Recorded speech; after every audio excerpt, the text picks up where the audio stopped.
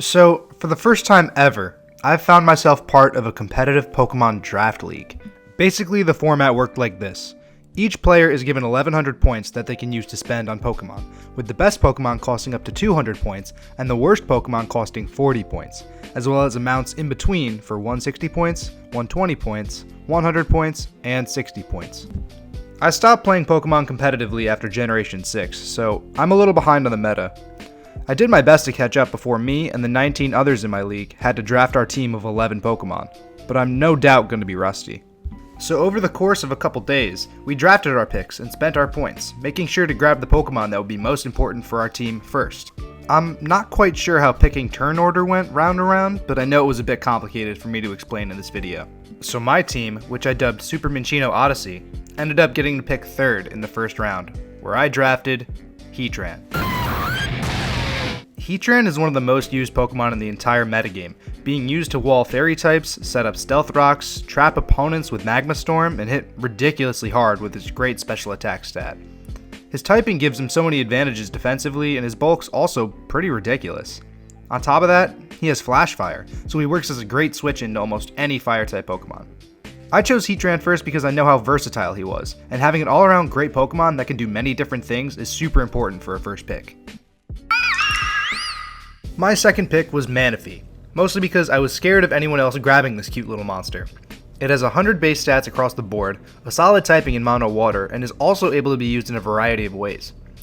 It gets access to Heal Bell and coverage moves like Ice Beam and Energy Ball that go well with this particular move, Tail Glow.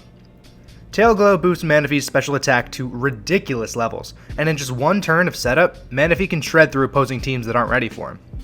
I didn't want Tail Glow used against me, so I had to snatch him while I could. In the league, we're allowed to choose one Pokemon to be our Z-Move captain, and one to be our Z-Move co-captain.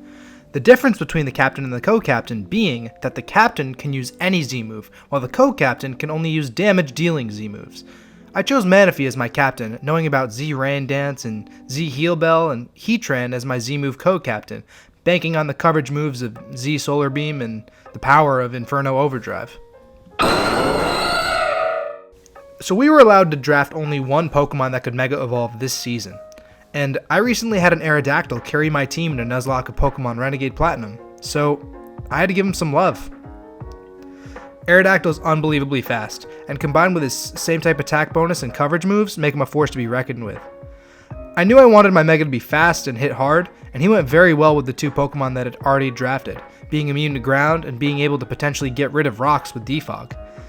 I picked him third because I didn't want him to slip away from me and be drafted by another team, like the next Mon I was going to pick was.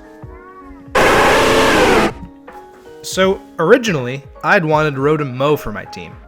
He had a ground immunity with Levitate, a great typing to counter bulky water types that my team struggled with, and he also has Defog and a slow Volt Switch for utility. But he got taken before I could even get my hands on him, so my dreams were crushed.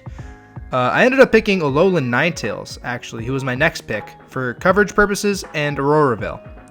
Auroraville works like Light Screen and a Reflect rolled into one, but can only be used during Hail, which Alolan Ninetales just so happens to set up upon entering the battle with its ability, Snow Warning.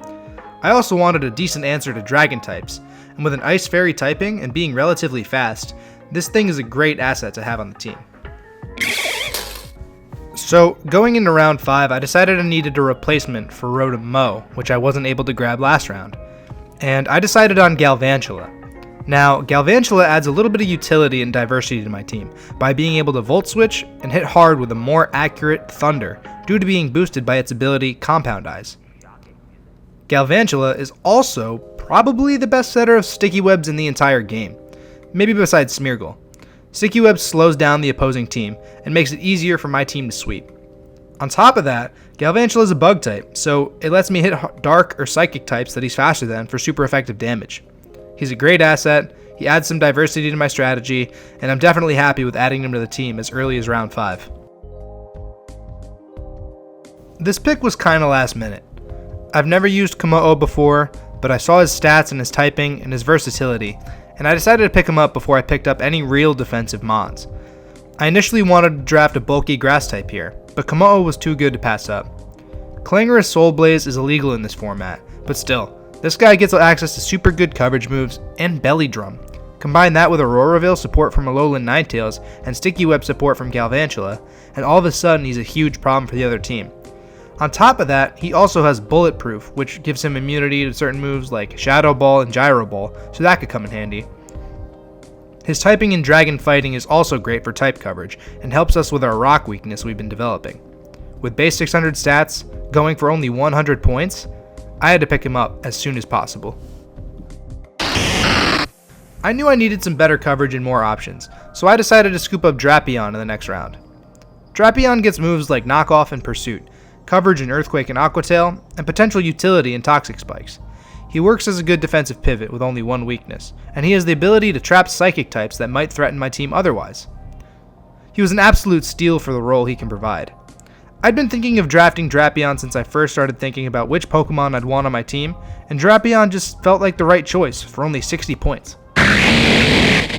A backup Dragon type, a fast Defogger, and a potential Sweeper, Flygon takes little damage from Stealth Rocks and has access to U-Turn, making him a good choice for my team. He deals with entry hazards more effectively than Mega Aerodactyl could, and has Levitate, which helps counteract the ground weakness I've been developing. His ground typing also dissuades electric types from Volt Switching recklessly. On top of that, he gets Dragon Dance and has the potential to set up on opposing teams that aren't careful. I felt that the assets that Flygon brought to the table helped tighten up my overall team composition a lot, and I'm really glad that I ended up picking him up. Now, I knew I needed some sort of special bulk, being my team has been mostly physical bulk up to this point.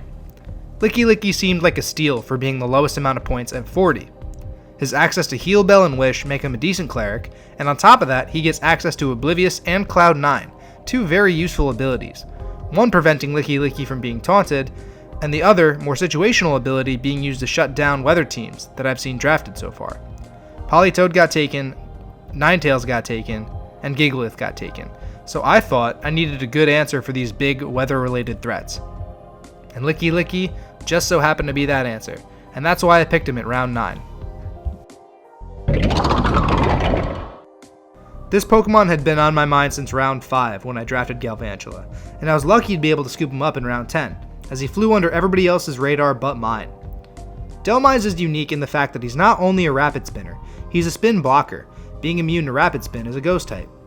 He gets reliable recovery and synthesis, access to knock off, and his signature move Anchor Shot that lets him trap in Pokemon and make them unable to switch.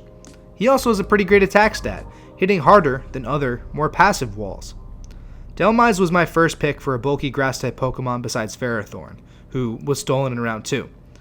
And I've never used him before, so he's one of the Pokemon that I'm really excited to use and experiment with. I'm happy I got him. And finally, my round 11 pick was Escavalier. He's a bulky bug steel type that can hit absurdly hard, and he works well with Heatran, as Heatran negates his only weakness with Flash Fire. He also has really good bulk, and can be used as either a defensive wall or a special defensive wall depending on what I need per battle. All in all, he was just a nice Pokemon to add to round out my team. He doesn't necessarily patch holes in it, but he does add a bit of versatility in how I'll construct my teams for the battles. And this is the whole team. Thank you all for watching, and stay tuned for some of the league battles, where I'll be using these guys. I'm probably going to post-commentate them as to not have the videos drag, but we'll see what ends up being more entertaining. I'm super excited to be a part of this league, and I spent a lot of time poring over Smogon trying to figure out a team that does a whole lot of things, and also fit my playstyle, and I'm really content with what I ended up with.